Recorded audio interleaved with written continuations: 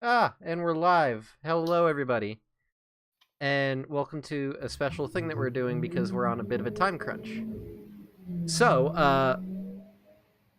someone's drag racing in the background. Uh, That's my house, yeah. We're right by stop sign. It's oh, good. terrible. So normally we would be doing the Keep on the Borderlands tonight. However, due to some scheduling issues, we're going to be having a shorter than usual stream.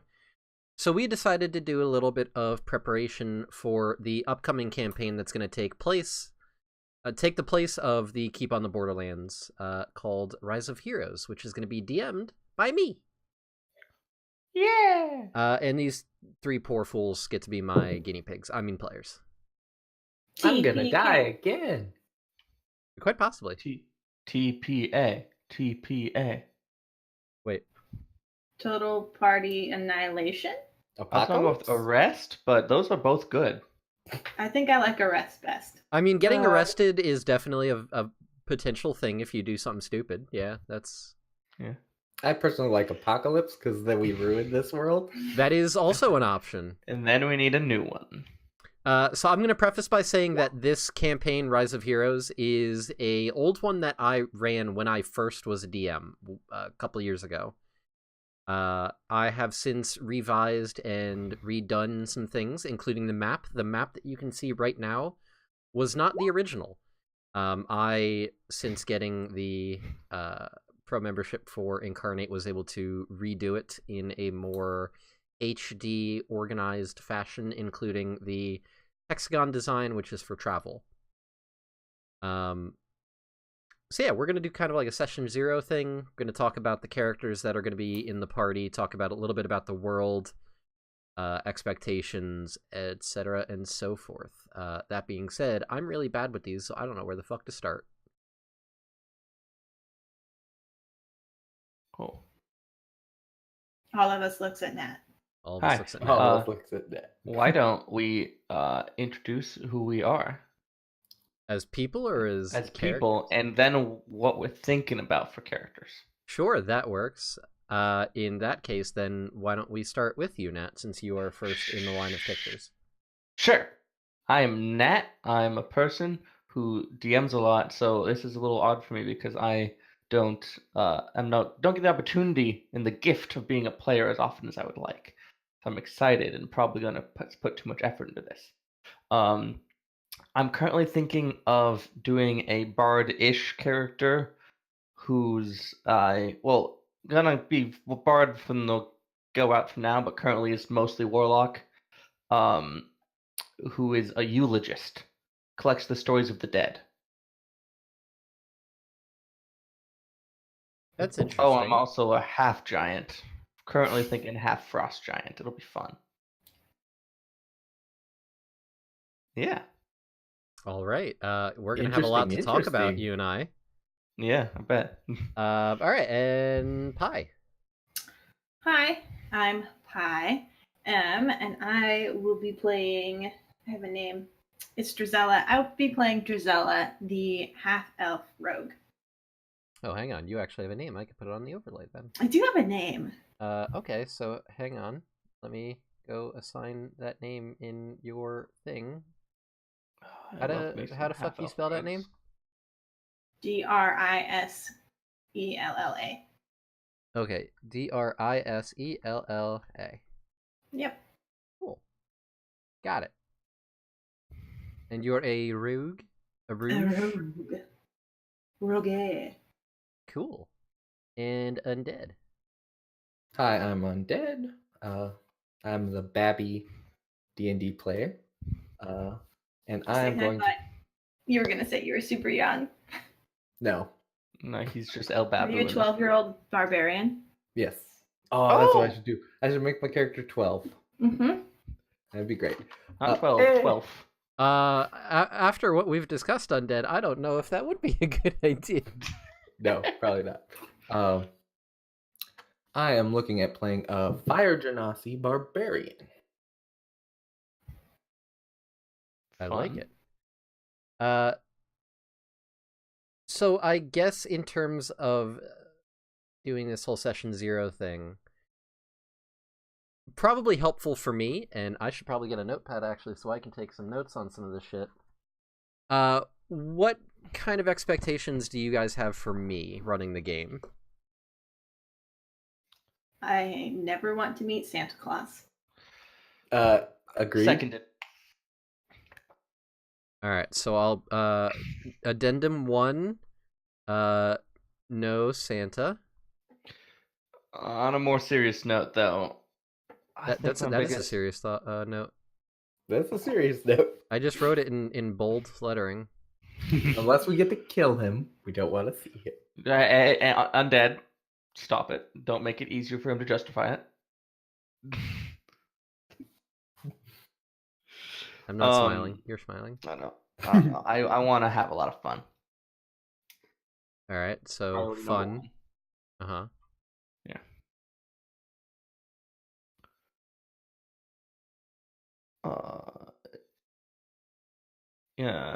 As Nat continues to say words, I really get a lot of personal enjoyment out of using my mastery of the system to solve problems.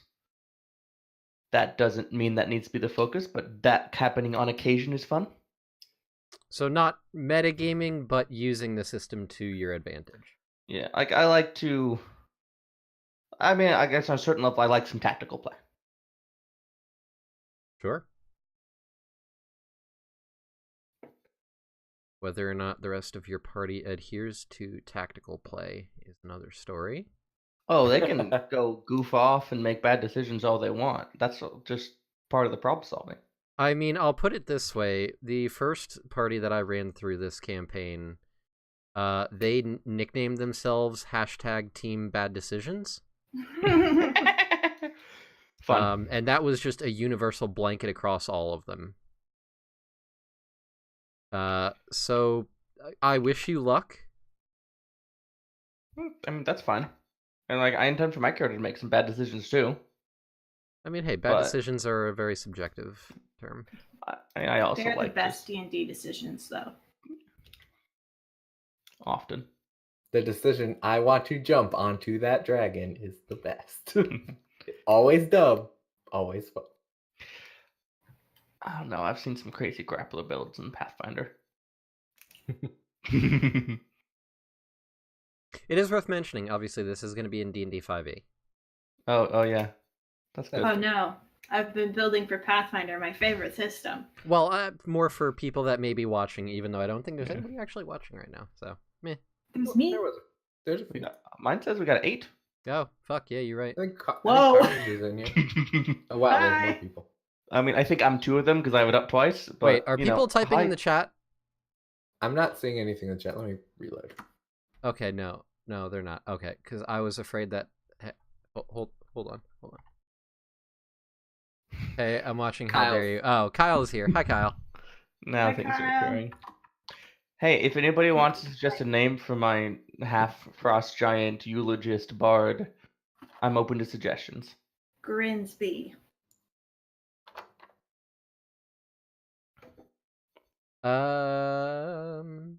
Okay, so I've got no Santa. You want to have fun? Tactical play from Nat. What about I do you? enjoy just hitting things in D&D. Okay, so combat definitely. Yeah. Yeah, I mean, RP is fun. Also, I like every part of D&D a little bit, but like, if it's been a session and we haven't gotten to hit something yet, I'm gonna wanna. What's the whole point of my sneak attack then? So if you had to do it in a a percentage split of combat versus RP, what would be your ideal? And yes, I realize that there can be RP within combat, but I mean from a pure standpoint.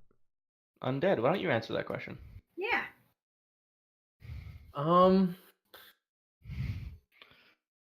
That's a hard one because I've only played in kind of 2 longer term games.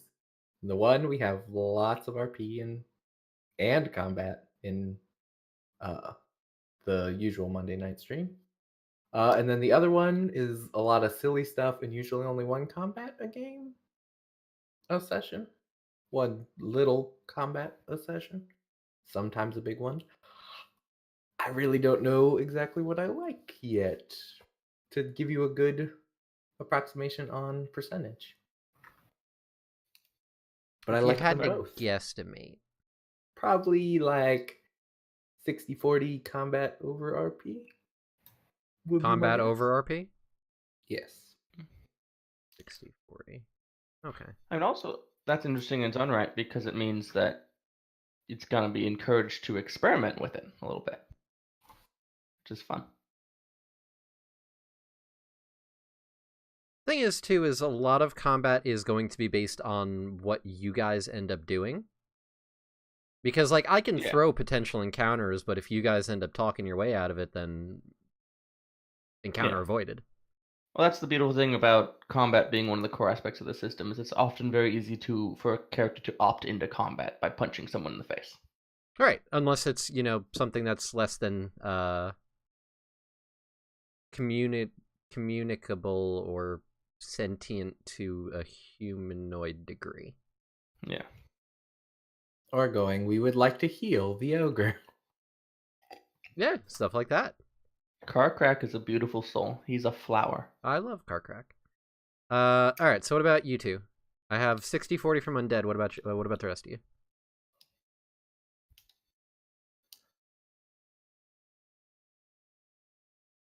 I'll go next. Pie's doing the nose goes, so. So I am going to complicate this question a little bit by saying that I like a good 40 combat, 40 social, 20 exploration. I like part of it to be adventuring to new, crazy, beautiful, fantastic locales and exploring what they're like as well. Okay, I kind of lump that in with RP personally. Then 60-40. So 60 RP. Mm-hmm. And then 40 combat. Okay. That being said, I am personally of the opinion that it can be like, we're going to have a few sessions in a row where it's combat heavy, and then a few sessions where we might not have combat. It's okay if they're in larger chunks. It doesn't mean to be every session is. Yeah, no, this is just kind of a reference for me. Yeah. And now it's Pie's turn. No pressure. I mean, I probably sit solidly in the middle. I like a good, pretty even split. Alright, so I'll put you down as a 50-50. But the variety, I think like what Nat said, sometimes the funnest bit is not knowing what you're going to get, which obviously is the, not being the DM thing, but... Yeah. That is fair. Oh shit, I'm supposed to DM tomorrow. Did we just come down as a true 50-50 average? Yes. You guys literally just turned it into an absolute 50-50. Love that. Yep. That is exactly what you guys just did. Arch, I'm sorry. No, it's fine. Because I think more or less that kind of works out with what I had planned. Good. Trying to think what else there is that really needs discussing. How lethal is the campaign gonna be?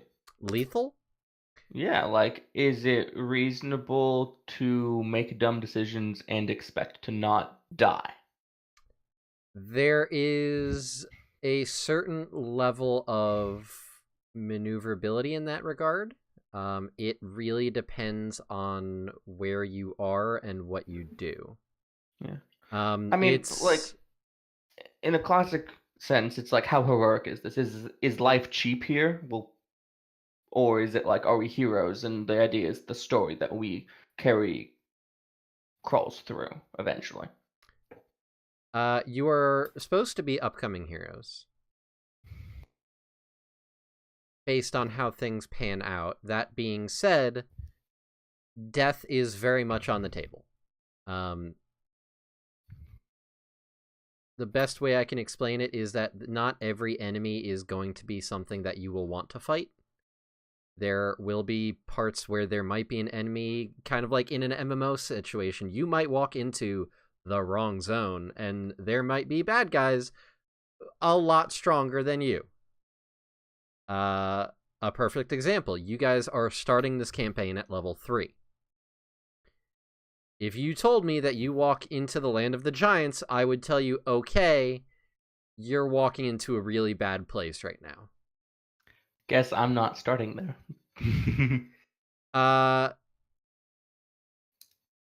Your character, we have to talk about that. Of course. Because there are implications, even based on just the particular clan that half of you is from. But yeah, it's... And then there's also the fact that you said Warlock, which you didn't mention before this.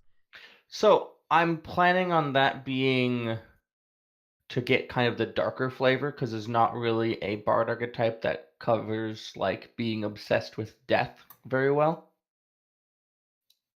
If you'd like that to be more of a classic Warlock arrangement, that's fine, but I wasn't planning on playing it up that way.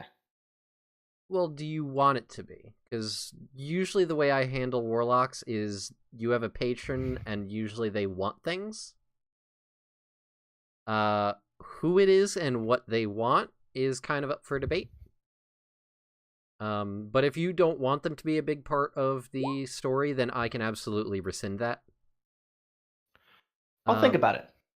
Yeah, because me personally as a DM, I enjoy that.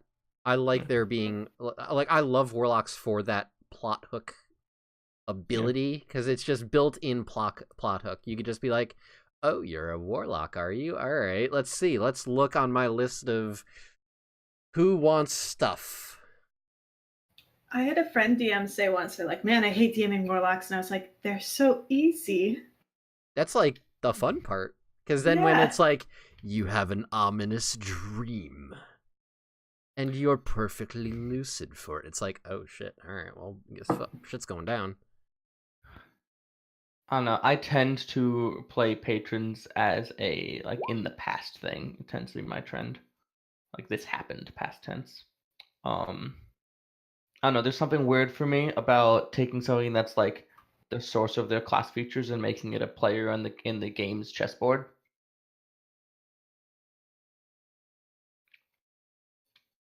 I could see, yeah, because you know what, honestly, Nat, with the way you DM and the way that I've observed you DMing, you play more of an in the now, it feels like, with hints of the past. The way I tend to DM things is very much a your past affects the future and will come up again. Because for me, I like the world to be shaped around the players, including their pasts. So if you tell me that you have a father who is a blacksmith, there is absolutely a very good chance that somewhere down the road you might go back and your dad might be like the next up-and-coming legendary blacksmith, or it could be that he's getting extorted by a mafia. Yeah. Or he could be dead. And I actually like that. I just tend to do that with things that happen early, bringing them back later, instead of things happen in your backstory, bringing them back for the first time. The concept's good. I just do it differently. Well, different strokes for different folks, sort of thing. And like I'm trying to implore that I'm not against that concept. But you have to write it for me to do it. Yes. And you have to want it, is the thing, too, because I'm not going to have... So, how do I explain this? There is a player that I had in the first time I ran this campaign. The very first time I ran this, there was one player who... Their backstory was roughly a page long. It basically summed up how they became a cleric of a deity, killed off their family, and essentially just established what they're doing right now. I, during the course of my DMing, tried to bring that character to the forefront, put the spotlight on them a bit, by insinuating that one of her family members had actually survived. And she didn't know that family member even existed. She essentially had an older sister she had no clue about. And I kind of brought that sister into the fold of things a little bit with how the story was progressing. She received it decently well, but I noticed throughout the game it tended to become less and less of an interest. And after talking, that was kind of the case. The whole backstory was created in such a sense where it was more focused on the now of the character instead of what was. And honestly, that's the kind of players I have had most experience DMing for. So I think that's probably where part of this practice comes from for me. I openly encourage bigger backstories with more... I'm trying to think what... Because I saw it on Reddit. There's essentially... It was called like story points, where essentially you guys write things in your backstory that are strands that I can pull on and integrate into the story in such a way that your character would have an inherent interest. So I try to describe those as handles. You put handles on your character for your DM to grab and yank around. Yeah, basically. So I encourage that kind of thing with you guys. Like Kyle is saying in chat, your family name is known by Rakshasa. That was absolutely a fun thing. I think there's a clip somewhere that Undead might have grabbed of Kyle's face when I revealed that this Rakshasa knew who his character's family was. Yeah, I'll pull it up. That was a good clip. It was good. It was... Like, for me as a actually DM... there for that night. Yeah, for me as a DM, that sort of thing, I love that because it gives me the chance to, like... It gives something interesting to you guys, because if everything is exactly to be expected and nothing changes, then it doesn't feel like a backstory. It just feels like words on a paper. Yeah. Like, it's one thing to write a backstory and just hand it to your DM. It's another thing entirely to me if there is that three-dimensional feel to it, of it meaning something, of it mattering in the world. Look at Kyle face now. Yeah, there it is, the Kyle face. Hang on a sec. Let me see if there's a way I can... Yeah, I can show it on the stream. Elwyn Silvermane. You are a Silvermane, are you? It has been some time since I have heard that name. I'm sorry. How do you know that name? That is something I will keep to myself. Elwyn Silvermane. See, like, that kind of thing right there, that face Kyle made, that feeds me. I like throwing those. Yeah. And I find, like, overall that adds a lot of enjoyment to the game, because then the stakes are suddenly higher. Not in a painful way, just in a, it adds to the story, it adds to the drama.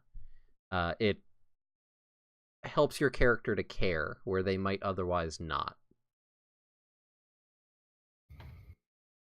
That being said, it is obviously whatever you guys are comfortable with. Mm-hmm. Do whatever you want with my backstory. I mean, pretty much. Kind of the same. I know I have a little bit of backstory from UPI and from Undead.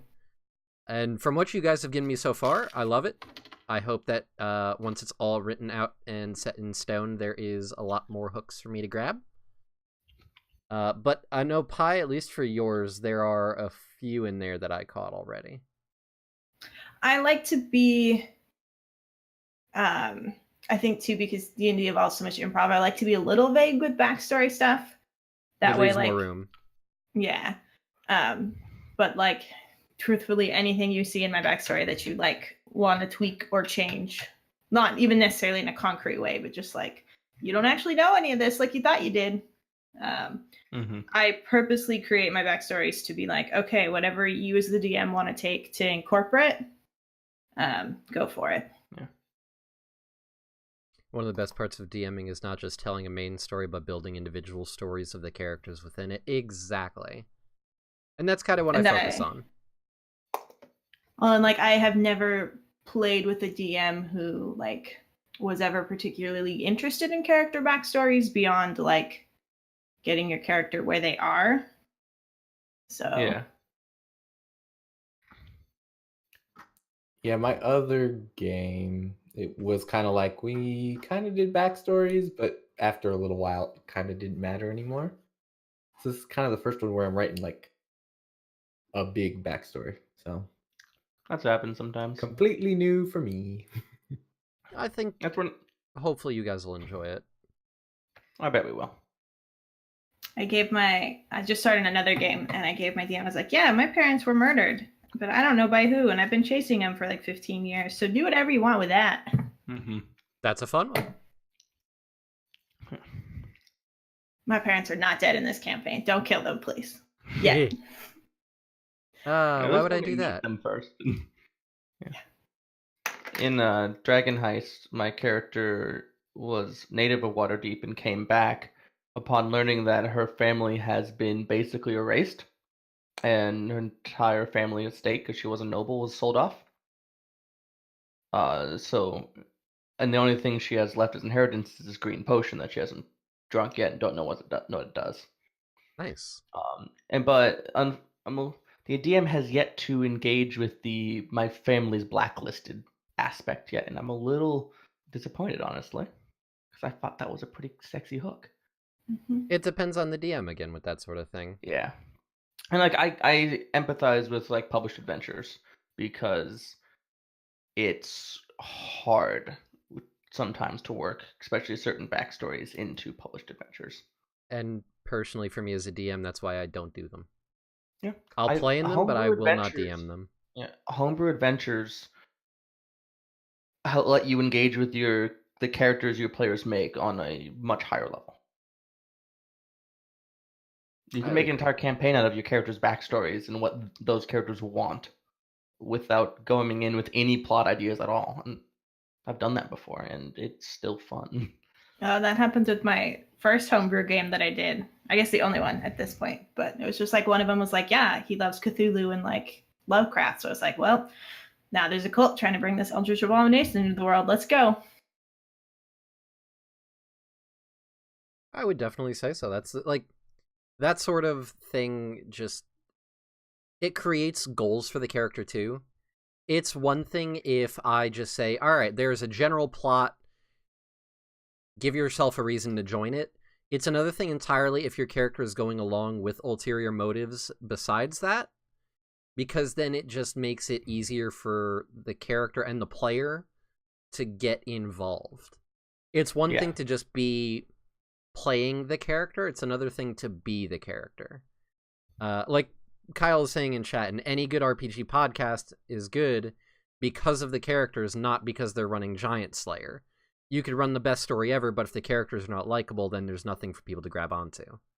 That's the thing, like, the characters make the game. Yeah. I just make the world you're running around in. I mean, take, like, Critical Role. It's the characters. The story isn't actually that particularly memorable. Like, there's really good NPCs that people latch onto, but the actual, like, plot threads and stuff are not particularly inspiring.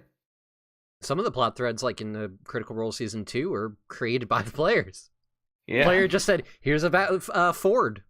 Here's a backstory, and then Matt went, all right, let's run with it. Yep. I am reminded, this is actually Mike Merle's pinned tweet right now. Start your campaign by forcing the players to tell you how the characters want to change the world. That's your campaign. Now, put people in the way. Those are the NPCs you're playing. Your campaign's ready to go.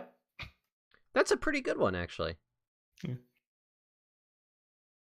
I guess that actually does bring up a question that I want you guys to think about, and if you have the answer, what are your character's goals? Oh, I know that one. Okay. If you can lay it out so everyone hears it without it being spoilery in your own sense. Because I think that will help with fleshing it out a bit, actually, is like what your character's intentions are. Whether or not those change throughout the game, who knows? Yeah. And I just realized I totally didn't say my name.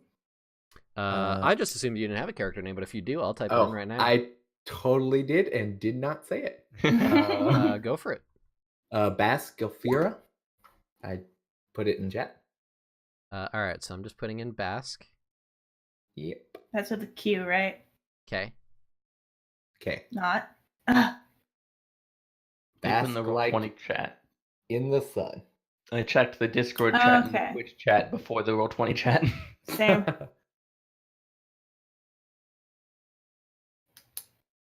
I went Fire Genasi first name.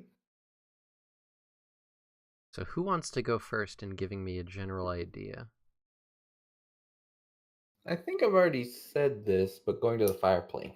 Well, we didn't say it on stream because this is the first time. Yep. Dead, Pie, and Nat. So Undead, yours is going to the plane of fire.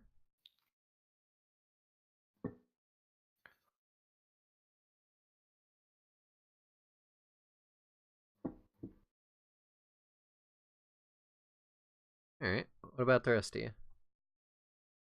I would say that at this point, my character's goal is to prove herself.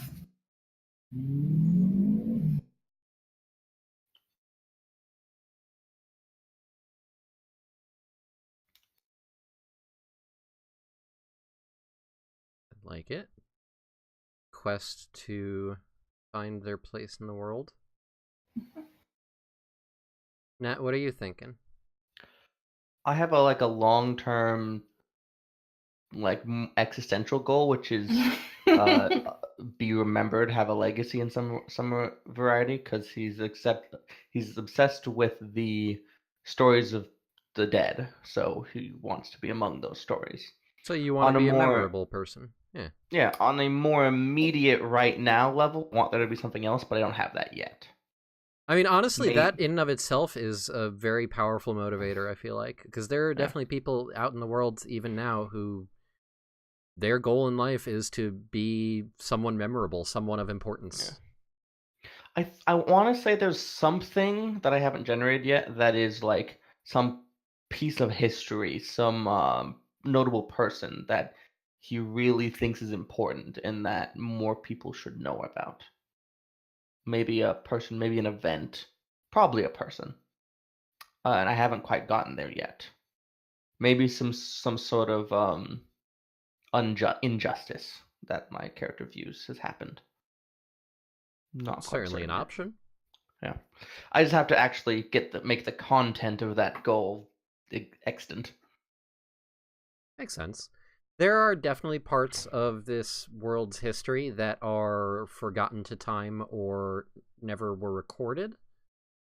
Yeah. So there are definitely things that could be viewed as injustices that may have transpired, nobody remembers, or those who do are very few and perhaps Yeah. elderly. In an odd sense, my character seems like they're going to be a lot more interested in history than the average person in this world. And that will have an impact, to be certain. Yeah, I make sure to take history. Yes, you might want to make sure you have history as a trained skill. Just clicked it. It's already done. Intelligence skills, what are those? Oh, I accidentally gave myself expertise. That's wrong. Intelligence skills are fun. Intelligence skills, what are those? Yeah, you just want to smash stuff, right? Yeah, that's definitely what I'm playing. Undead Why smash.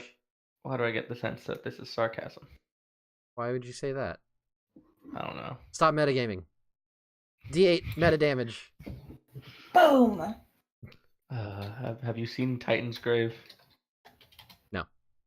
At one point, it's a very dramatic moment, and the DM's describing a staff, and that one of the characters holding, and he's like, "It changes in your hands," and the player says, "Does it feel harder?" And just the DM just deadpan says, "You take 2d6 damage." He's like, "Does armor apply?" No. And I think he called it like interrupting the DM during a crucial story moment damage. That's very fair, to be honest. Yeah. All right, so that's definitely some interesting goals for the character. So one wants to travel to the plane of fire. Very achievable. I like it. And is a barbarian, which makes it a little worse. Pi wants to prove herself, and Nat wants to leave a legacy. Interesting. Okay. So, What is a legacy? huh? planting seeds in a garden you never get to You get see. to see. Well, Uh, unless making you're Hamilton jokes. a long-lived You race. know, just have to quote Hamilton whenever you do like your bard stuff. That's going to be really Okay. unfortunate because I'm not going to get any of it. I mean, the character is gonna be a little Hamilton-esque because he was obsessed with death too, but Yeah, only a little bit. he was obsessed with his death versus other people's deaths. Mine goes both ways. I'm gonna really enjoy getting cutting words though, so I can just like invoke senses of mortality in all my enemies. That's an idea. Yeah. Speaking dark words that make people feel depressed Mm. and dread their existence. Are your affairs settled? No, I've never had an affair. I'm sad for you.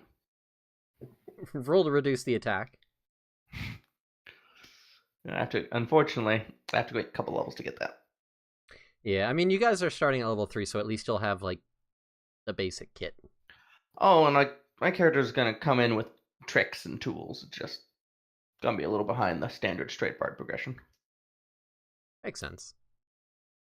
Trying to think what else there is to cover. I gave you guys character sheets, so at least you can make your characters, which is good. Yes. I did it. I've had mine open this entire time and I've gotten nothing done on it besides proficiency with history. I I did think this. I've added everything.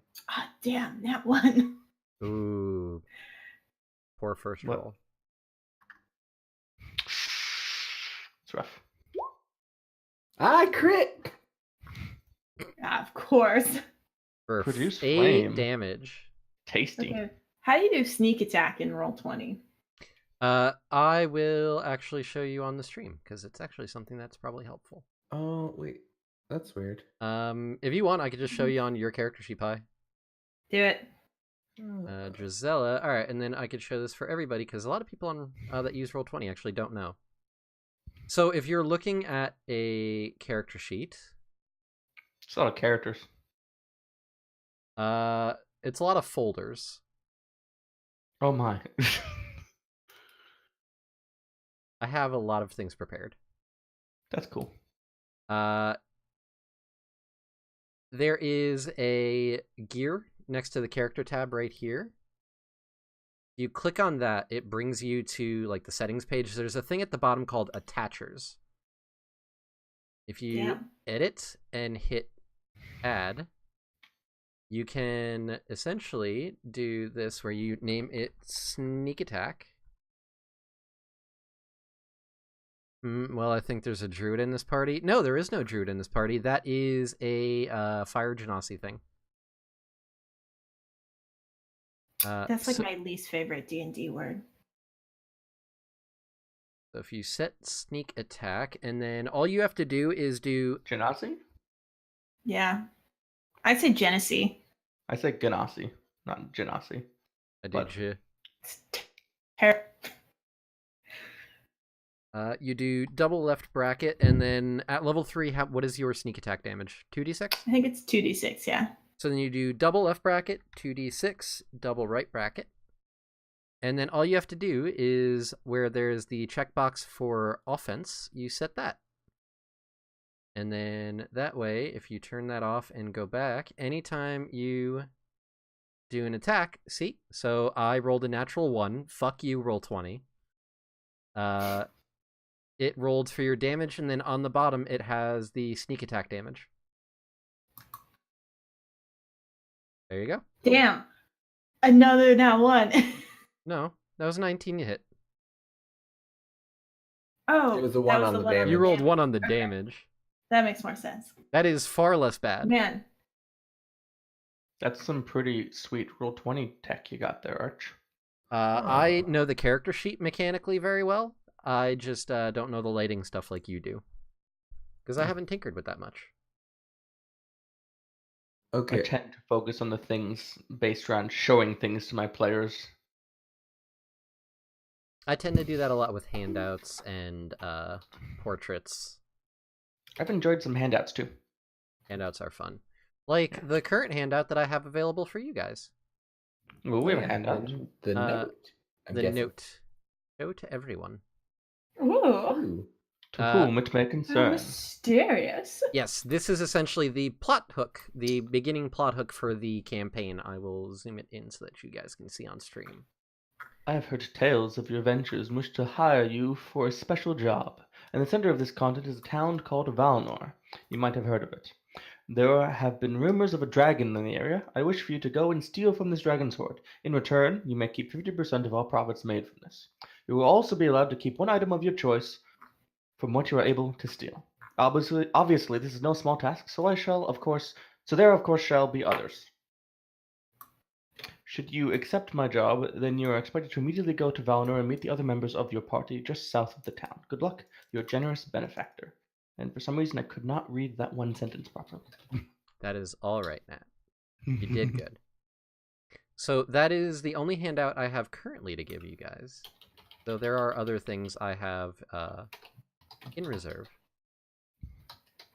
But that is essentially how the game is going to be starting, is the party is going to be gathering in the small town of Valnor, which is deadpan center of the continent. And we're going to be starting from there, essentially. This campaign's not going to be starting until after the Keep on the Borderlands has concluded. We're just doing the Session 0 tonight as a filler. And also to kind of help these three with establishing their characters and where they're going to fit in with everything. I love having a good Session 0. This is anything but a good Session 0. I feel so awkward. This is great. The problem is now I don't know what else to talk about. Oh, that's good. We learn about each other's characters a little bit. Maybe we could set up some background connections if that's the kind of thing you want to do. I usually leave that Not up appropriate to... for every campaign. I usually leave that up to you guys. Because not everybody wants to have characters intertwined immediately, like building that initial relationship. Yeah. So I leave that up to you guys. We stole from a dragon horde once. Our barbarian got a sentient axe out of it. Nice.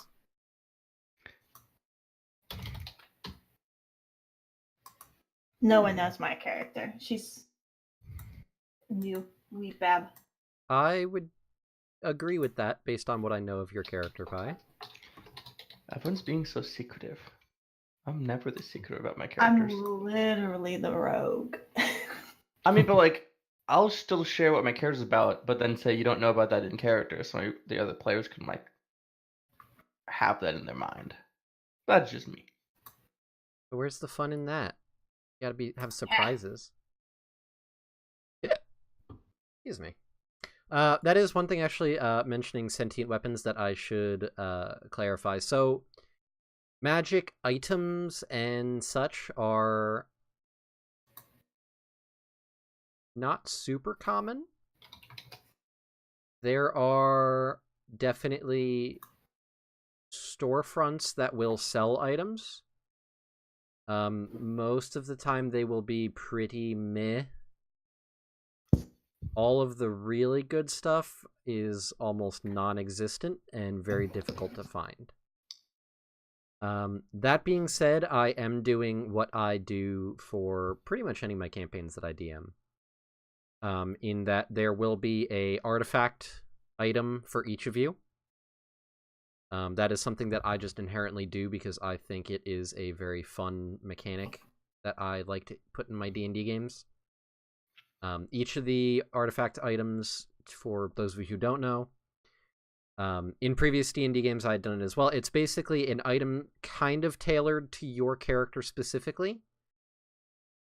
So depending on how your character plays, depending on personality, weapon of choice, armor of choice, play style, I tend to tailor specific artifacts for each character. And it's going to grow with you in a sense. Not in a, like, every time you gain a level, it's going to get new shit, but in a, there are ways in this world that you can get it upgraded. and not just like it's a +1 now. More of a it gains additional abilities or certain attributes to it that it might not have had previously.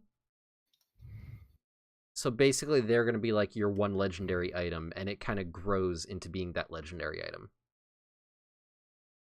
Cool.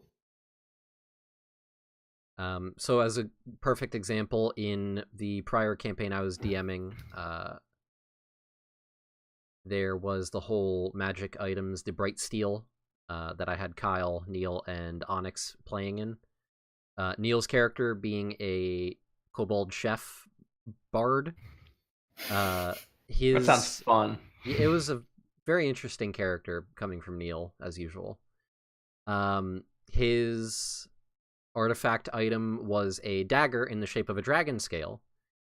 And the basic ability that it started with was that once per long rest, he could activate the magic and cast Enlarge on himself. There were plans I had in the making for it to be upgraded in the future, but that was baseline what it had.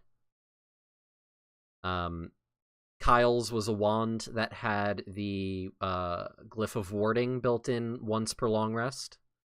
It couldn't do the explosive option. It could only do the spell inscribing.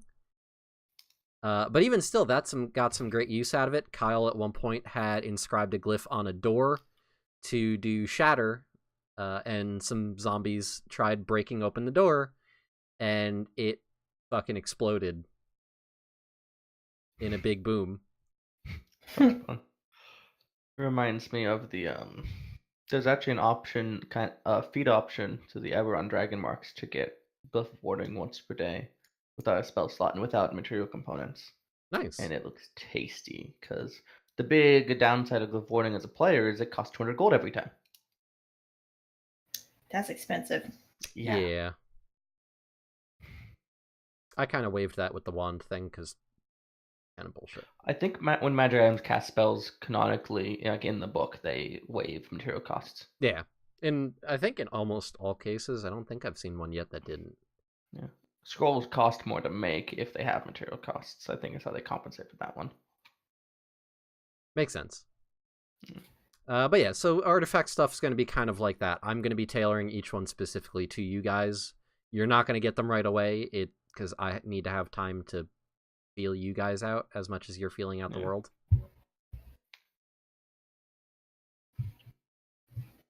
Are there any questions that you guys have? Anything that is a burning question that you need to know?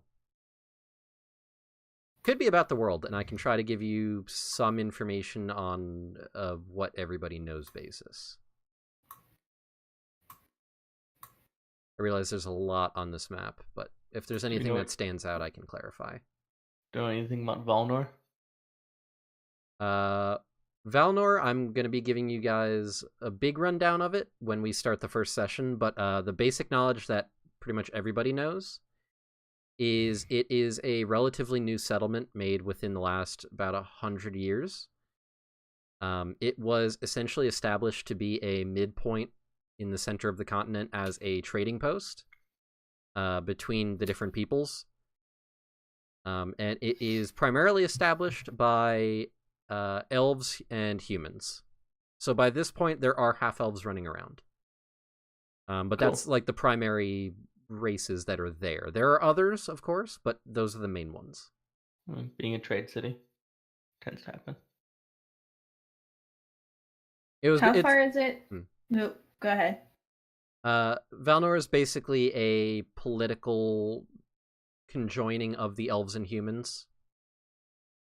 It's kind of like we're going to work together to do a thing because it'll bring our people closer together. Yeah. What was your question, Pi? How long is it to travel from Waterdell to Valnor? So each hexagon that's on the map is roughly a day's travel. So 1 day's travel is essentially 8 hours of travel on foot, followed by like 8 hours of rest, and then 8 hours of leisure time. Yeah. So traveling each hexagon is roughly 8 hours of travel. So if you were basically just doing the 8 hours a day, it would be assuming you're following a road here. Yeah. 1, 2, 3, 4, 5, 6, 7, 8, 9, 10, 11. So about 11 days. What if you go the other way? 1, 2, 7. Yeah, no, about 11 days no matter which way you go. Yeah. Granted, the second way would be if you went off the path.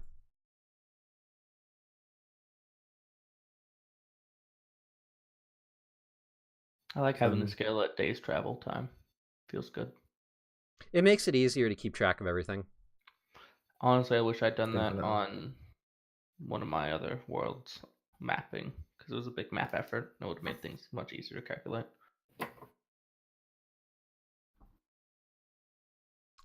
I think that answered my question of, I know Nat's going to be complicated with where he starts out, but Pi is in Waterdale, I'm guessing? Yep. Well, on a certain level, we're going to start in Valinor, but like, where Well, are we from? Your home sorry. turf. Yeah. Alistar, currently. Crownspire, original. I do notice that none of the towns in the land of the giants have names. They don't. Is it because we wouldn't know them, or because they don't have names yet? Mixture of both. Cool. I might This make is one up. the first iteration of the world map, so I left some things intentionally blank in case you guys wanted to pick anything to be your own. Nat, if you're gonna go with Frost Giant and be from that land, the one hexagon at the north there, the white one, that's where you would be from. I wonder where the cold people live. In the cold place. There are definitely things I'm gonna have to tell you specifically about that. Mm-hmm.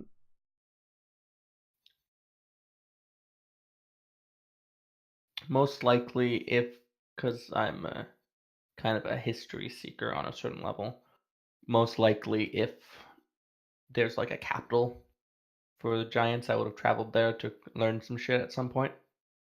Unless that doesn't work, because it could be like martial law or something. I don't know. How much do you want me to say on stream? You can say whatever you want on stream. Well, but because it's your backstory, I don't want to out things out of turn. Oh, that's fine.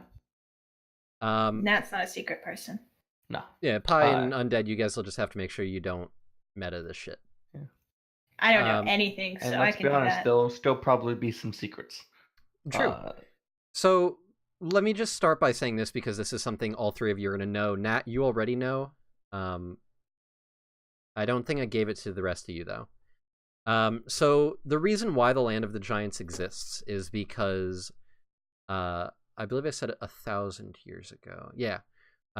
1,000 years ago, giants were a lot bigger in population, and they were roaming the land in general, kind of living in their own individual clans. The problem is that they warred against each other constantly, and it was causing major issues for the rest of society. A lot of destruction, a lot of towns getting caught in the middle of these wars between the different clans. So all of the smaller humanoids basically banded together and pushed the giants out of the land and into this one corner of the continent and said, that's your area, that's your land, stay there. You want to fight each other and kill each other? Fine. Just fucking stay. It's because we rowdy. Pretty much. Nat, you specifically, and the rest of you to a degree, know that the Land of the Giants kind of evolved into a monarchy. They have a king. It's kind of a kingdom now, a kingship. Nat, you specifically know some additional things about it, being that you're from there. So if you're a half frost giant, the immediate things you would know. I'm solid on that one. Solid. Those frost giants have always been my favorite type of giant. They are definitely a lot of fun. Yeah. And I had them in the last running of this too, and they were great. Your people fucking hate fire giants. Like, fucking despise them. The current king is a fire giant named King Vladrim Cinderbeard. Cinderbeard. And I think I gave you the details on it, but essentially he's kind of renowned and feared throughout the land as a very powerful ruler who has a very innate ability to control fire.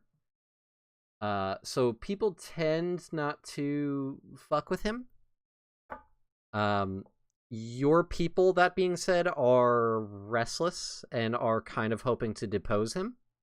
Yeah. The way society works in Land of the Giants is whoever the ruler is based on a test of strength. So there is essentially an honorable challenge that can be made against the current leader, and it is one-on-one combat. Why do I smell future campaign threads? That being said, cheating is not allowed. Wink, wink. But that doesn't stop people from doing it, but they certainly shouldn't. Wink, wink. Yeah. It's essentially like you can like whoever competes in it usually ends up cheating in some way or another. It's whether or not you're caught. Yeah. If you're caught, it's instant death no matter what. Like, people in the stands will jump in the arena and fucking murder your ass. If you're successful enough to cheat without getting caught and still end up getting your ass handed to you, then you're dead anyways because it's a fight to the death. Yeah. Now you're dead. Doesn't matter. Right.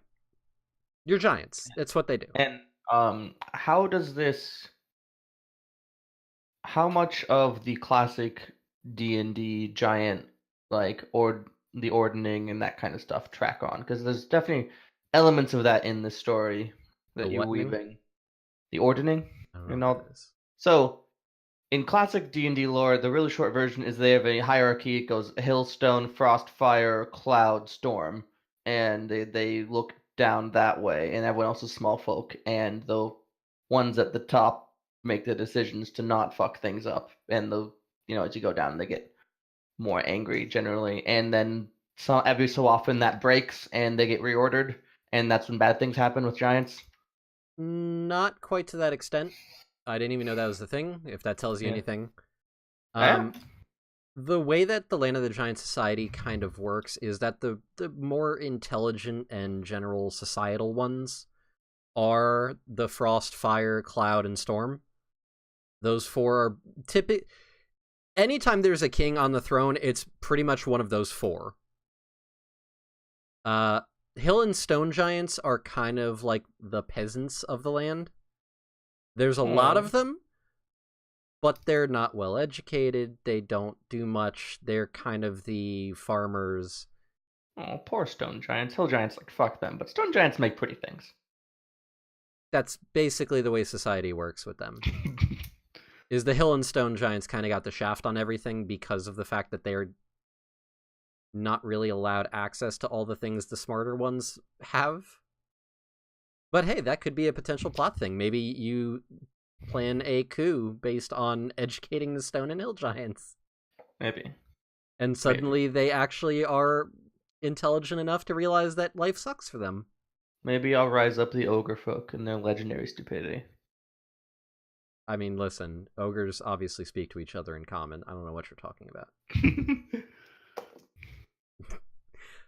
Yeah. There's probably other things I'm forgetting or things that need more specification, but off the top of my head, that's pretty much the major shit you need to know. I'm certain that's enough for now. Yeah. Is there anything I need to go over with you two? What's the ruling class of Waterdale? Waterdell is a military rule. Okay. Although it's not a military, it's a navy. Navy at the Water City. You would know that the... Weird. Oh, man. Oh, God, hold on a second. I have to hide the Roll20 chat for a second. Sorry, people watching the stream, but I have a lot of things that are in here, and I don't want you seeing all of them. But I want to see all of them. Yeah. Not allowed. Here we go. We gotta hire a hacker, guys. Okay, so Pi, you would know from living in Waterdell that the current leader is Naval Commander Raquel. She is a very strong-willed and capable fighter. She's a water genasi. With a kind of an attitude to her, but she's very much a efficient figure. She keeps the city running very well.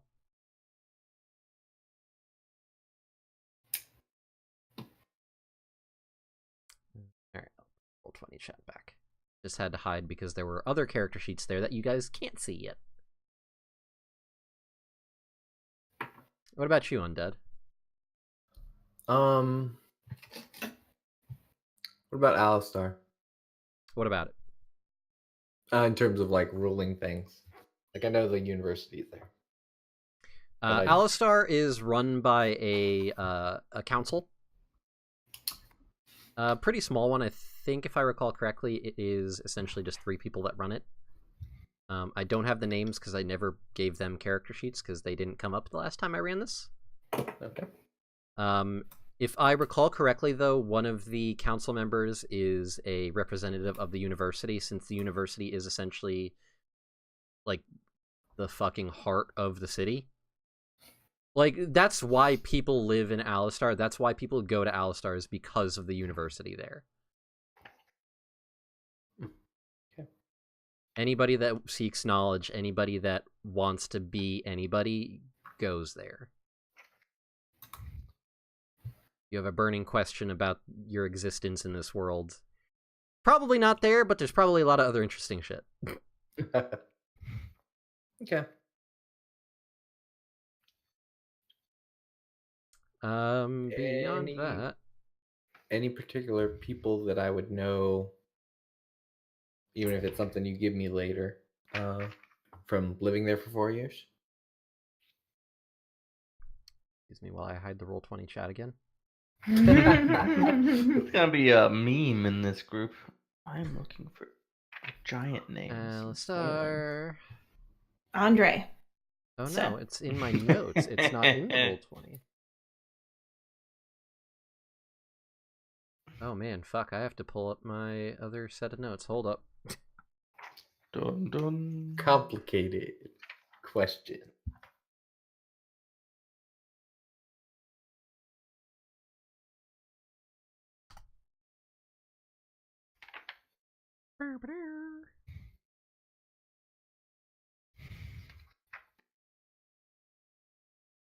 Fuck me. Be my character to some ruins. Ruins That are was fun. it. You would know the headmaster of the school, the university, is known by the name of Avnashir. That's his last name. You're gonna have to put that in chat. I will I put think we that. got a smart barbarian who goes to school. Maybe? Oh wait, no, that's not. No. Oh my god, my notes are so disorganized, guys. Wrong name? I forgive you.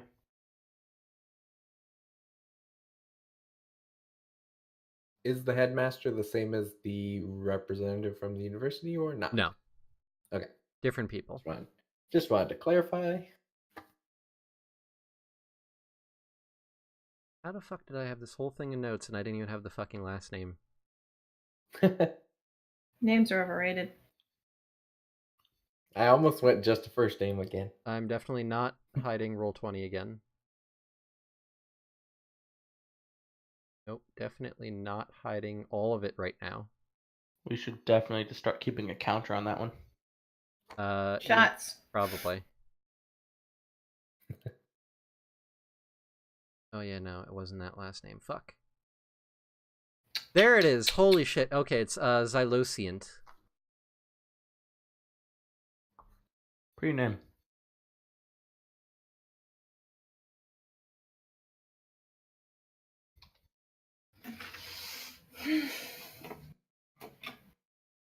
I'll type that out in the chat for you guys. I'm looking at Norse mythological giant names. What you Good got? place to get them. I got Loki. And I was about to Aegir. ask if you had Loki. There we go. All right. And Gerbalda. Sorry about that. My notes are still very disorganized. I need to work on that. Headmaster Xyloscient is the person who currently runs the university. Okay. You would know he has a daughter. Headmaster Xyloscient is a drow. However, you would know that his daughter is a half drow. Drow.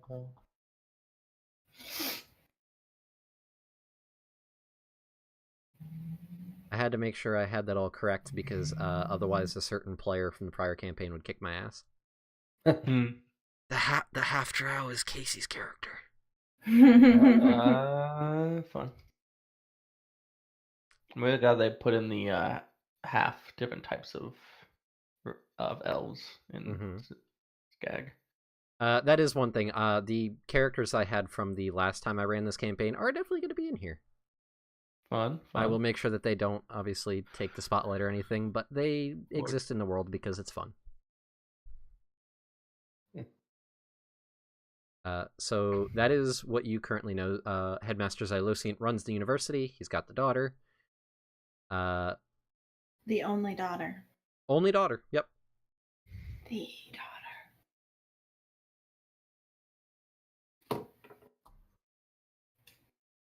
So I have at least 3 professors.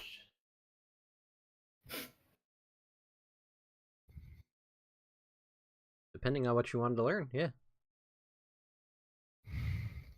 I mean, I 2 think we have a tool- pretty good idea. Yeah, 2 tool proficiencies and 1 skill proficiency. What's your background?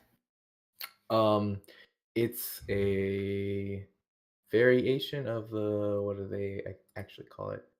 I think it's cloistered scholar.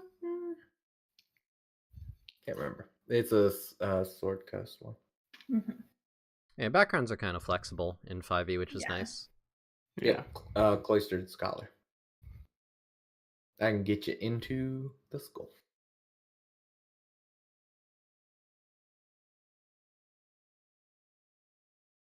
Trying to think what else would be of any sort of importance.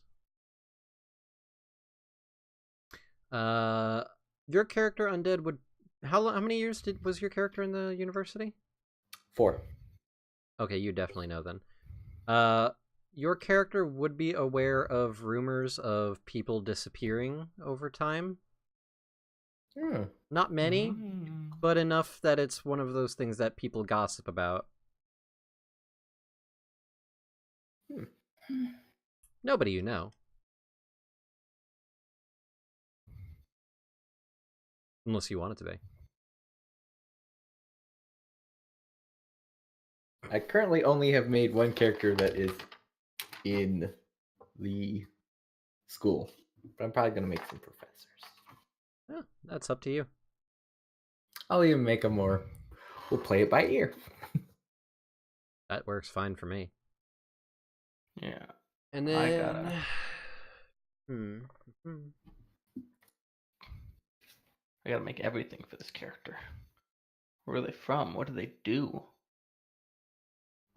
What do they do? know? I mean, How they're a bard, how but are they that's half themselves. giant? That's a good question. I mean, I don't want to get in. I don't think I want to get into the gritty details too much. I mean, listen, Nat, I'm trying to say that someone fucked somebody and you popped out. So like I mean, when there were 15th or higher level spellcasters in your world, that's not necessarily true. When they were what? 15th or higher level spellcasters in your world, that's not necessarily true. No, you can't get out of being the first one to write X-rated erotica for Arch's D&D campaigns. It's your job now. Are you kidding? I had Casey in the fucking campaign. You think that Casey didn't do that shit? That's true. I think that's one of the first fucking things she did, actually. Oh my. Although, to be fair, her character was a chirurgeon. What? It's a homebrewed ranger archetype that I had found on the I think it was on DriveThruRPG. I have the document right here still. That's cool. Did it work out well? You should type out the word you just said because I did not understand it at all. Chirurgeon. Chirurgeon. I will read the description. Oh god, hang on. The chirurgeon archetype is defined by knowledge. Those who seek to follow this path must constantly be learning, ripping apart the corpses of their friends and foes, seeking every advantage they can glean from the blood and gore. Once that knowledge is in hand, it is put to brutal and precise use, crippling foes with cold efficiency and avoiding counterattacks before they even occur. A chirurgeon may lose the first fight, but they will not lose the second. So basically, the whole idea for her character was dismembering corpses of enemies, learning about them, learning their weaknesses, their strengths, and applying that in the future. It was a lot of fun. It was a different character concept, except for the part where Casey kept constantly forgetting her abilities. But to be fair, she still does that today. Yeah. I'm just researching Frost Giants. Frost Giants are fun. Trying to think what else I can tell you guys without spoiling anything.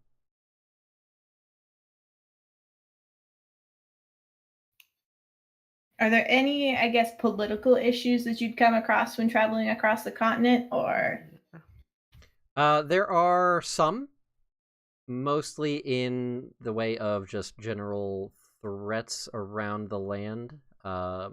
Inter-city, inter-country politics. Not so much. It's kind of a time of peace right now. That being said, Pi, your... How much do you want me to say?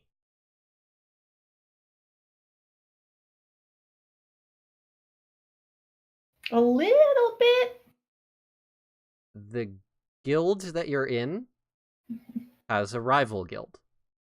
Oh, no. Where are they? They're hustling into your territory in Waterdell. Wherefore? Huh? Wherefore? What are they called? How do I murder them? They are called the Shadowbrands. And typically with like a knife or a bow. I mean, some yeah, the magic. how is I have both of those. pretty open. Your guild is aware of the other one that I had told you about in Kalkasa. Mm-hmm. You kind of have a rivalry with them, but not like the going out of your way type thing. It's kind of like you might accidentally have like a choice encounter with them where it's like you're both trying to do the same kind of hustle. But who really wants to try to murder someone on the other side of the continent? Yeah, like it's usually too much effort.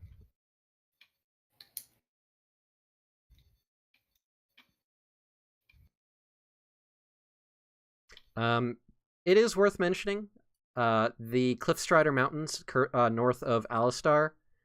Undead, your character would be aware that the Cliffstrider Mountains actually house a dwarven kingdom.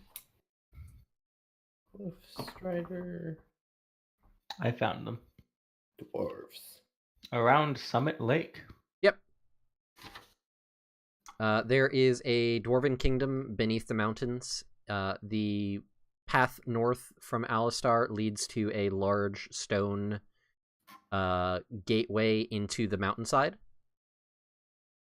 You know that Alistar has very close ties and relations with the Cliffstrider Mountains. Particularly, the king of the Dwarven Kingdom is known as Cliffstrider. It has been in his family for generations, which is a long time for dwarves.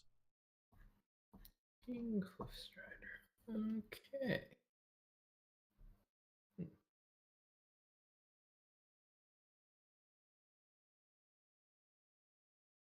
There it is. King Jorgren Cliffstrider.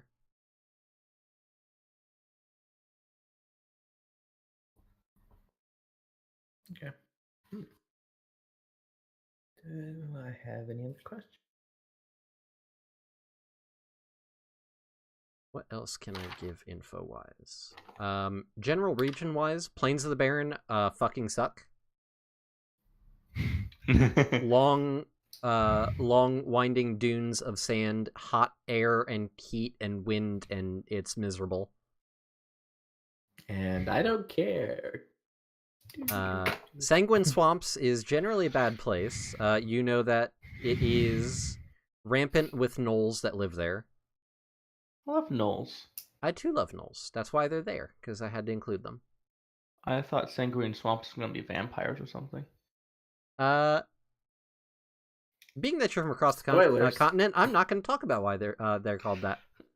I mean, just the place is named Sanguine Swamps. I know.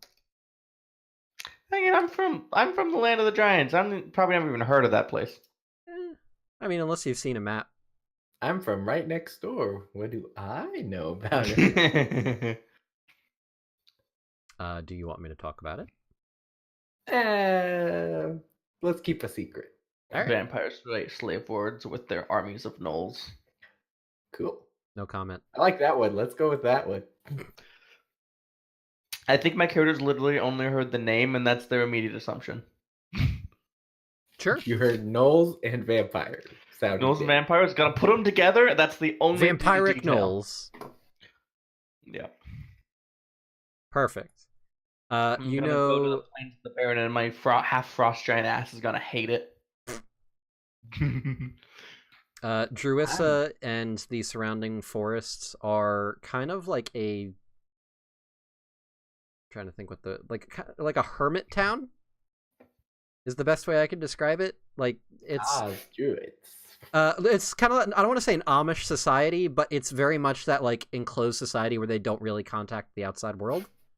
They kind of We're all kind of Amish here. They kind of just keep to themselves. Davner Crest, outside of Waterdell, Pi, your character would know, is a village of gnomes. The gnomes.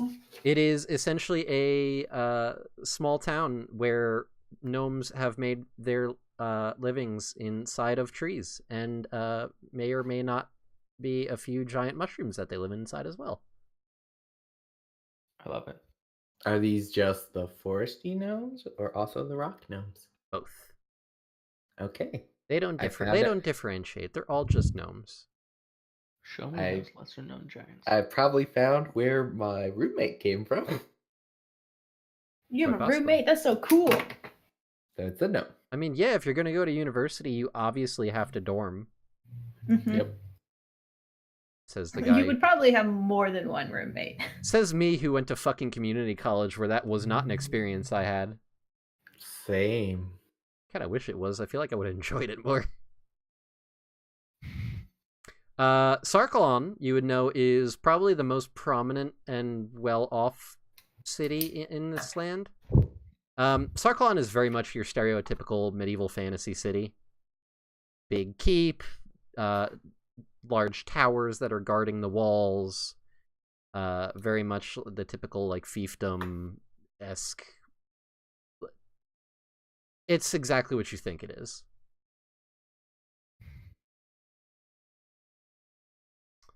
You would know that it is being ruled by King Aran, a human. You know, it's funny. I have an Aran in my homebrew world. As one of the player characters needs an awakened skeleton. That kind of, yeah. Wait. Are you talking about my character? No, I have another player who's played a skeleton. What was my character's name? I can't even fucking remember. I In don't that remember one either. shot. Yeah. I mean, Iran's kind of a, I don't want to say a common name, but it's kind of a go-to name because it's a Celtic god. Yeah. Just name all of Apparently- your characters after gods so that if you ever need one, you can just be like, yeah, it was this one. I foreshadowed it the whole time. Exactly. So apparently I could just name my character Nat because there's a Norse giant named Nat.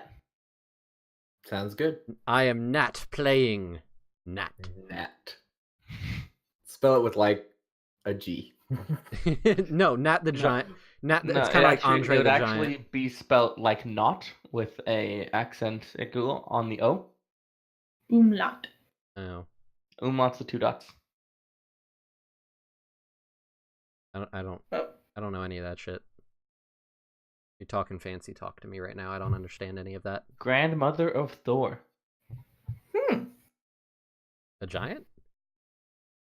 Apparently. What?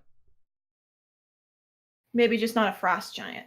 I mean, also, you gotta keep in mind that the Norse mythology contradicts itself 17 million times, so. Hmm. That is the way humans write things. Yep. Yeah. Why we Especially have when editors everything now. is especially when everything is in the form of a story, Editors Yeah. and proofreaders. or heaven forbid, a poem. Hmm. What else is there that I can give you guys? The Church of Shar. You guys don't really know anything about that place. People don't generally go there. People don't come from there. Where is that one? Very far south. It is a little island. In the Oh, Oh, it's an island. there were pictures in the way. Yep. I believe when I So- asked the question, the answer was creepy stuff. You know who There's the a- God Shar is. Yeah, I was gonna say, is that God track in this world?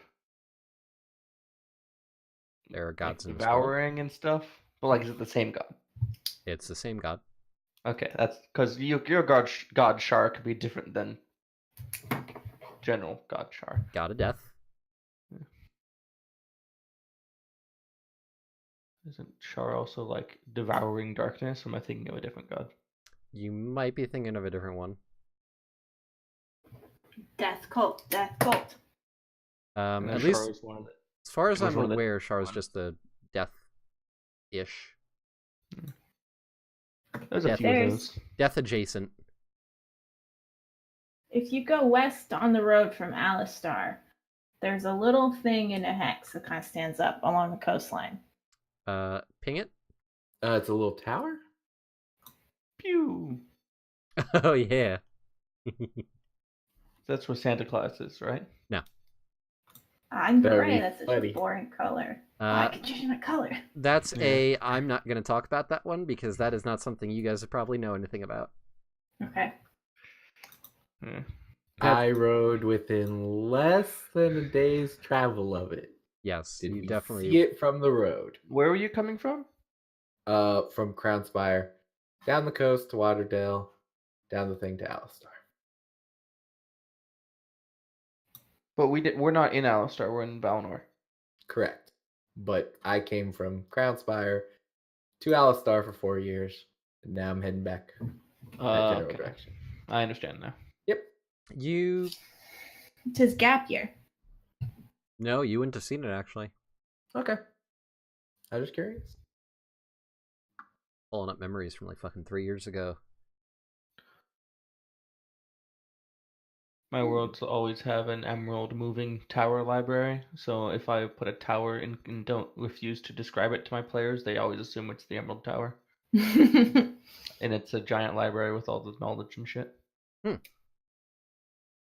My character wants that. Maybe that's it. Maybe it's not. Maybe. Let's go touch it. The other thing with the Emerald Library is you can only ever go once. They'll Oh. never appear for you twice.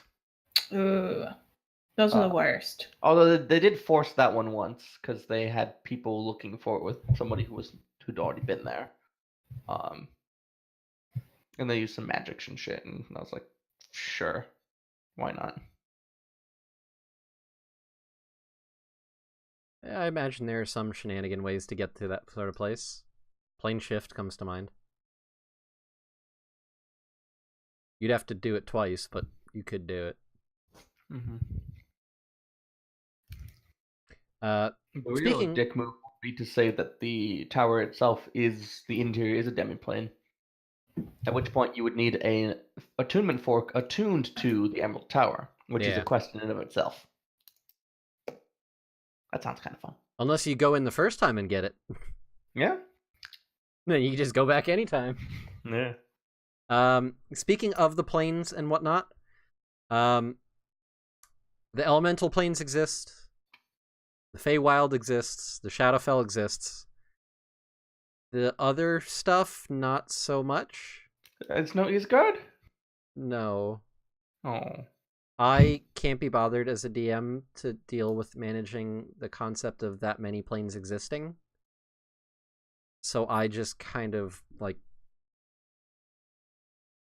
fluff that off to the side and say that all the gods have their own, like, pocket plane type shit. Yeah. It makes it so much easier for me as the DM because it's less of a headache. That's fair.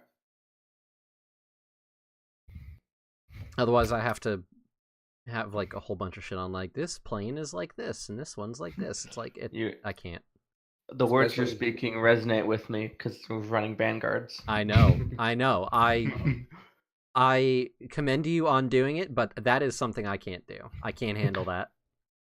I mean, like, I read the DMG chapter a couple times, and basically I'm just making stuff up past that. If I know you guys are gonna go to a specific place, I'll generally look up like some old book on it, like Fortitude. I did that. Fuck Fortitude.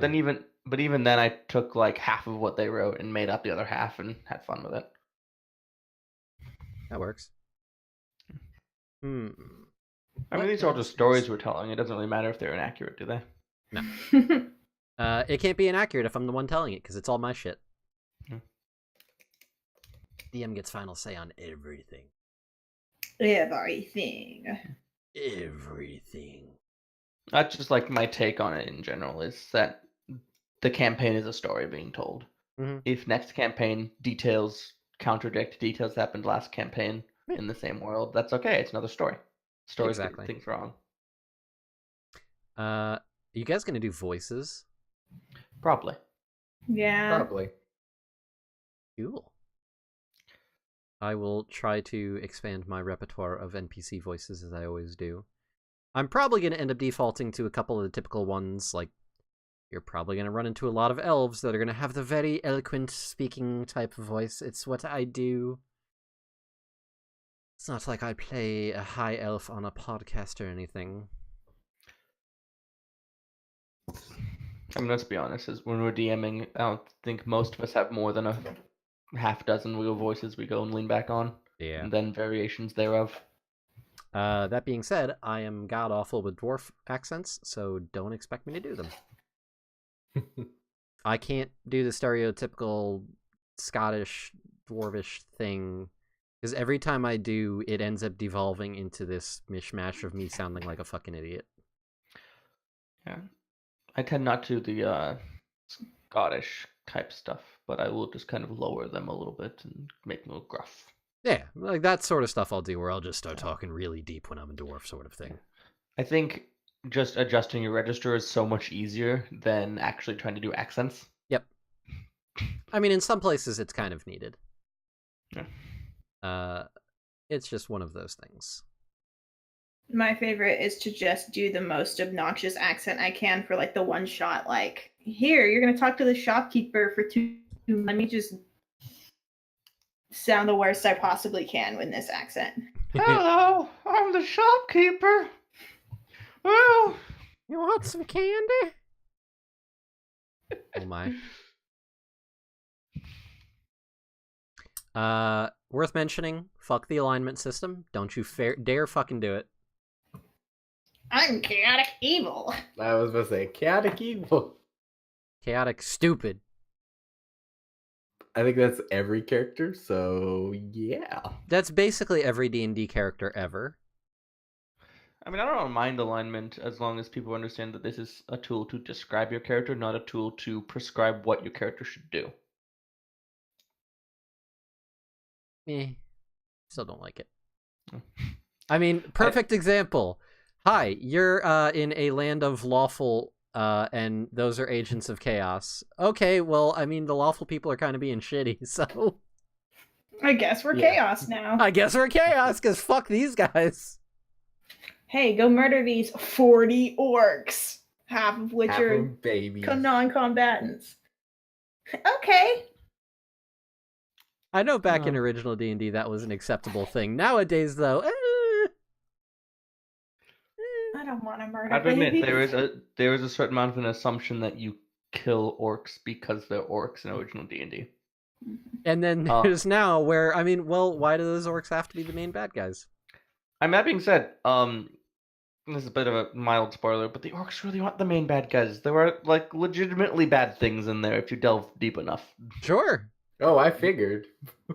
Like I honestly am fine if you like, okay, we don't need to spend 2 sessions fighting all the kobolds and the orcs and the goblins. Like now that's that- fine.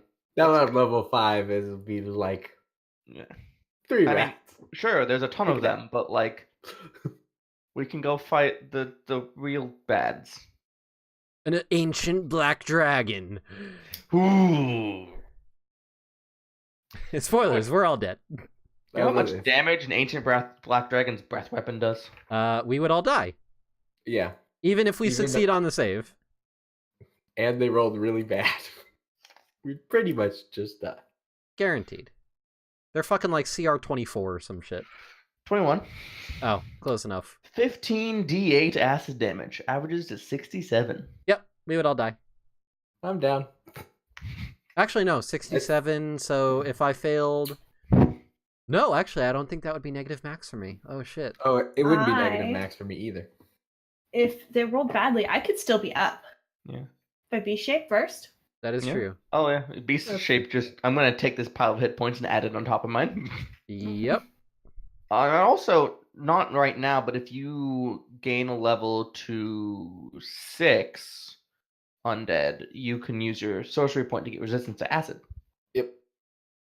Which I'm honestly not entirely sure why they didn't give you that ability at first level. I know why. You didn't have sorcery points yet. Yeah, I guess because you have to. Yeah. Although later on in design, with like Shadow Sorcerer, they're okay doing that. But I think that's something they were avoiding in the PHP. That is kind of weird. Oh my god. Alright, so quick side tangent here. There's a person that has been binge listening to TLD, and they've gone through like fucking 20-something episodes in like 24 hours. Is that Jesus is that the fuck. person who you've been tweeting and retweeting and stuff recently, or is this someone else? Yes. Oh, Because wait. they keep tweeting at us, and they're like, I'm like 20-something episodes in. I'm like, you just started listening yesterday. What are you doing? Dedicated fans. Are That's they a like lot of truck TLD. driver or something? I don't know. Driving Well- 18 hours? They're Australian. Oh. That's all I know about them. That's kind of cool. That is Well, that's cool, dedication. yeah. But hey, they like it. Yeah. Trying to think what else I could tell you guys without ruining anything.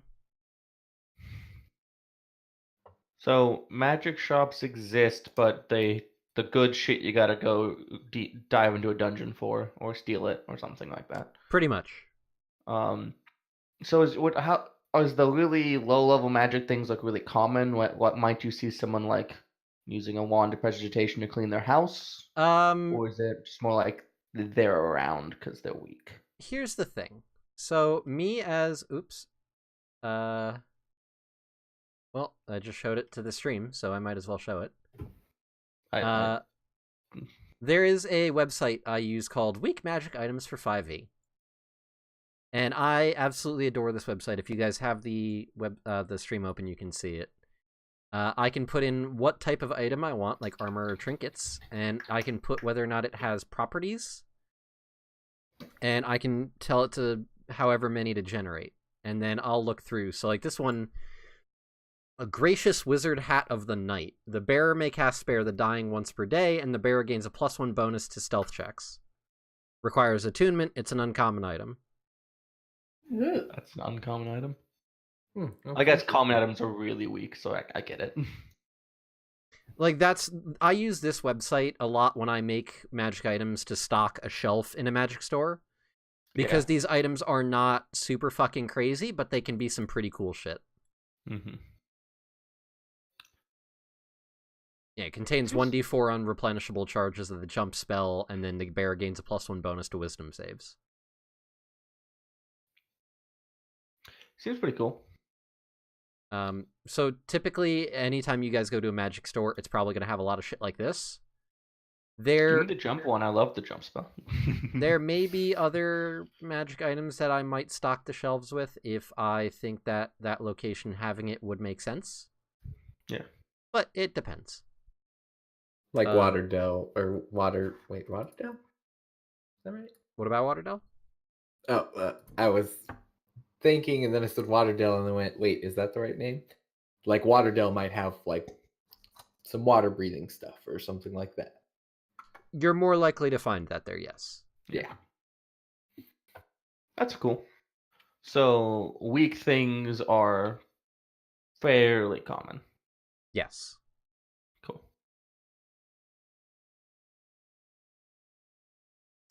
Generally, as a DM, I'm against giving boring ass blanket +1 type stuff. Yes, they're powerful on a number level, but from like a gameplay story, like it's just very It's the same, just a little better. Yeah, it's nothing like exciting to me. It's not tasty. I might attach like a +1 to magic item that you guys get, but that's more like a side, like this thing has a cool ability and also it's a +1. But it has a cool ability, but it's also a sword that's on fire. And it's got a +1, but it's on fire. But it's on fire. Okay. I never got to use my fire sword. Is this the part where Pi has to leave? I have to go to work. Bye-bye. Bye. Oh no. That's fair. Yeah. Good luck. Sorry. It's all Bye, good. everybody. Bye-bye. Bye. So our cameras are about to go out of whack in like a second. Oh yeah. Oh yeah. Oh, that's gonna be hilarious. Yep, there it goes. Yep. That being said, I think we pretty much covered everything I want to, unless you guys have any last minute shit you'd like to ask or discuss. Oh god, the cameras are so fucked up. Yes, they are. It's horribly because it changes the size and everything. You're just creeping there. I have a little spot just for my pen. Yep, you have just a little square for your pen. Oh wait, I That's could go up perfect. here and just... I'm gonna clip all this. So if I lean over here. Oh, there's a mat in the corner. Honestly, I feel like we probably covered this stuff, although I do enjoy just hanging out and talking about D&D. Yeah, but we don't need to do that on stream. On stream. Truth. Cool. So in that case, I think we're pretty much all set then. You guys will come up with your stuff off screen, and then whenever we get to running this campaign, we'll really dive into the meat and potatoes of things. Yeah. In which case, I'm gonna end the stream there. Thank you all for watching, and until next time, bye! Bye. Bye. Down here, where they can see it. Undead's